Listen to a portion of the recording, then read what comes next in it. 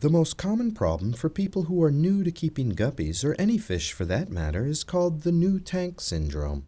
And this occurs when someone goes out and buys a new fish tank and all of the accessories. Then they return home, set up the tank, fill it with water, turn on the heater, and then add the fish.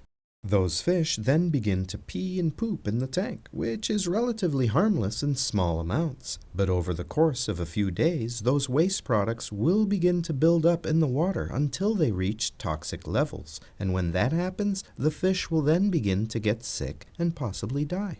And the reason this happens is because in a new aquarium, there are very few beneficial bacteria living in the tank. And these bacteria need lots of time to grow and multiply before it's safe to add the fish. The beneficial bacteria live on all of the surfaces in the aquarium, and they're especially abundant in the filter. But in a newly set up tank, there's just not enough of them to handle the waste products produced by the fish. In fact, it takes about 4 to 6 weeks for these naturally occurring bacteria to multiply to the point where there's enough of them to do the job. In the fish-keeping hobby, this waiting period where you let the beneficial bacteria grow is called cycling the tank, and the cycle that we're referring to is called the nitrogen cycle. Now, there's lots of videos on YouTube that talk about the nitrogen cycle in much greater detail, and I encourage all fish keepers who are new to the hobby to learn more about this very important process. But for this video, I wanted to keep things super simple and talk about a few things that not many other videos ever mention. Nonetheless, the problems associated with new tank syndrome can be avoided by setting up the tank 4 to 6 weeks before you add the fish in order to allow a healthy nitrogen cycle to be fully established. This waiting period gives the beneficial bacteria plenty of time to grow and multiply to the point where there's enough of them to process the waste products produced by the fish. But very few people are willing to wait a month or two before they can start adding fish to their new aquarium.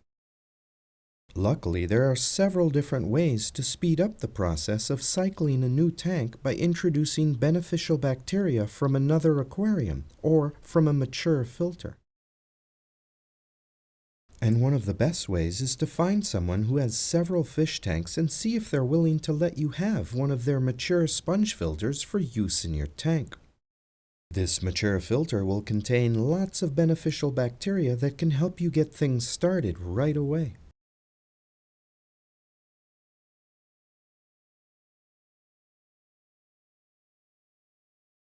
Another, more likely approach would be to ask a local fish store or another fish keeper to squeeze out some of the debris from an old filter into a bucket of dechlorinated water. This debris from the mature filter will contain lots of beneficial bacteria, which can then be poured into your new tank where it will spread throughout the aquarium and seed everything with bacteria. But this method is a bit messy, so it's not for everyone. A much cleaner approach is to place your new filter into a container of dechlorinated water and turn it on. Then, take an old sponge filter from a fully cycled tank and squeeze out the debris into the container holding the new filter. This debris and the beneficial bacteria from the mature filter will then be pulled into the new filter as it runs, seeding it with bacteria. This trick can also be done using the filter media from a mature hang-on-back filter. But either way, you'll still want to wait a few days for everything to settle down and check your water parameters before adding fish, and I'll explain how to do that a little later on in the video. Another approach is to buy your beneficial bacteria in a bottled form. But keep in mind that these products have a relatively short shelf life of about 6 months, so always check the expiration date on the package before buying. And since these products allegedly contain live bacteria, they cannot be allowed to freeze or get too hot because it would kill the bacteria living inside the bottle. Personally, I wouldn't spend my money on these products, and there's a lot of debate as to whether or not these bottled bacteria actually work.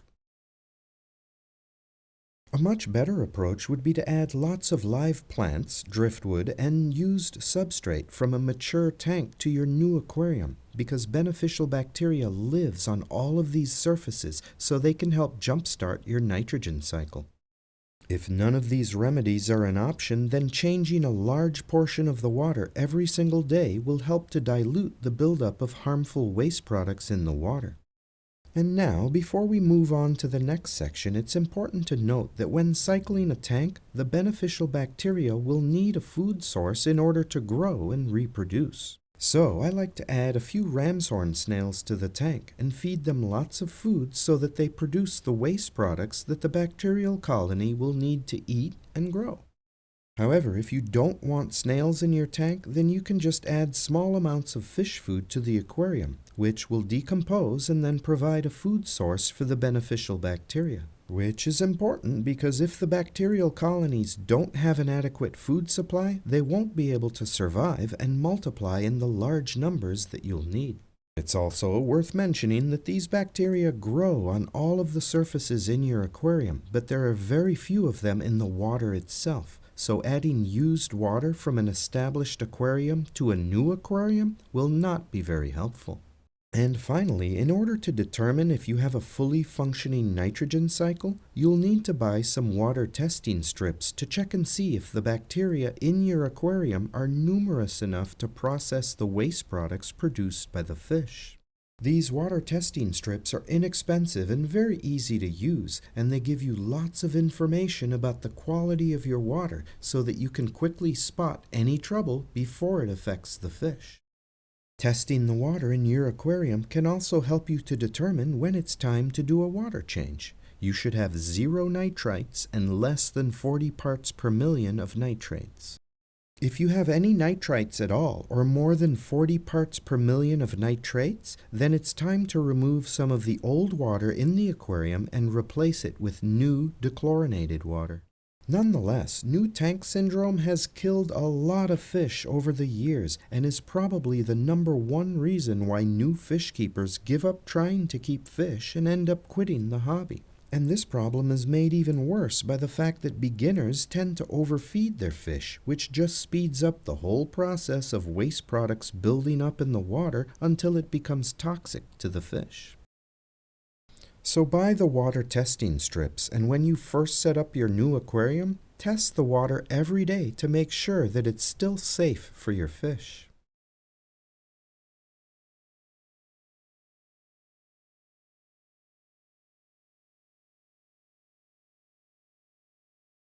The second mistake that many fish keepers make is they tend to overfeed their fish, and the more your fish eat, the more waste products they'll produce, which will only accelerate the buildup of harmful chemicals in the water. Plus, all of the food that goes uneaten begins to rot in the tank, which further contributes to the buildup of toxins in the aquarium. Now, to be fair, overfeeding is a problem for experienced fish keepers as well as beginners because fish are smarter than you think and they quickly learn how to beg for food. And many people don't realize that a healthy fish can go a week or more without eating. So, if you didn't wait to establish a working nitrogen cycle when you first set up the tank, then you'll want to stop feeding the fish and check your water parameters with a testing strip. And as I mentioned earlier, these testing strips are inexpensive and very easy to use, and they're a valuable tool that can help you spot potential problems long before they get out of control and start to harm your fish. Nonetheless, it's a good idea to have one day every week where you don't feed the fish at all. This gives their digestive system time to completely process all of the food in the gut, which can help prevent bloating and subsequent problems with the swim bladder. One possible exception to withholding food is when there are baby fish in the tank, because newborn guppies will need to be fed small amounts of food 2 to 3 times each day. When feeding your guppies with flake food, try to feed in such small amounts that all of the food is eaten before it reaches the bottom of the tank.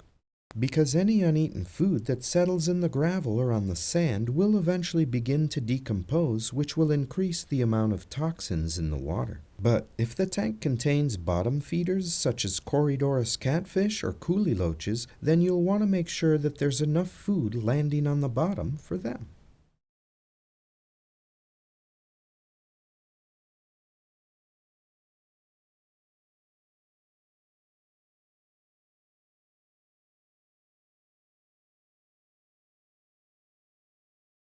Guppies that get fed a lot tend to make lots of baby guppies. Unfortunately, many of these babies disappear shortly after they're born, and the fish keeper is left wondering why their pregnant mother guppy only had 2 or 3 babies, when the fact is the mother guppy probably had a lot more babies, but they were killed by a hang-on-back filter. These filters are usually sold as part of the all-in-one aquarium kits that you can buy at places like Petco and PetSmart. Unfortunately, these filters are not sold with one very important piece of equipment that's needed to keep the baby fish from being sucked up by the filter. And that missing piece of equipment is called an intake sponge filter. And this sponge not only improves the efficiency of the filter, but it also keeps the baby guppies from being pulled into the water intake and then killed by the pump. So, if you have a pregnant guppy and you use a hang-on back filter, it's very important that you add one of these sponges to the water intake. In an emergency, you could also use a rubber band to attach a piece of pantyhose or some other mesh-like material over the water intake to keep the baby guppies safe from harm. And if you've had a mother guppy that's recently given birth in a tank with an uncovered hang-on back filter, then you may also want to check the water reservoir at the back of the filter for any babies that may have survived the journey.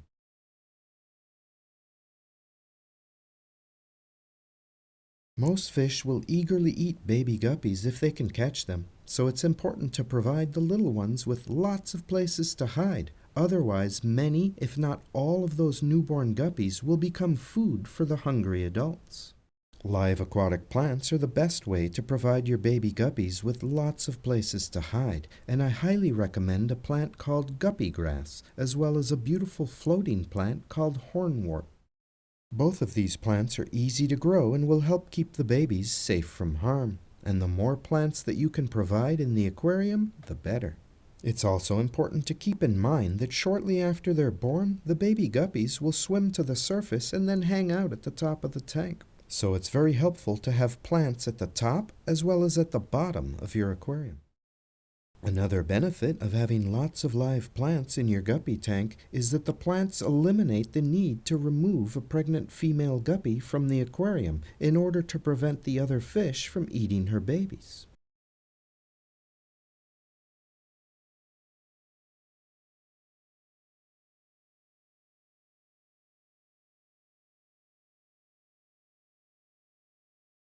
And that brings us to the end. Please help support my effort to continue bringing you these one-of-a-kind videos by hitting the like button and subscribing to this channel. I'd also be very interested in hearing what you think about my hybrid guppies, so please feel free to leave a comment down below. Thanks for watching, and I hope you have a beautiful day.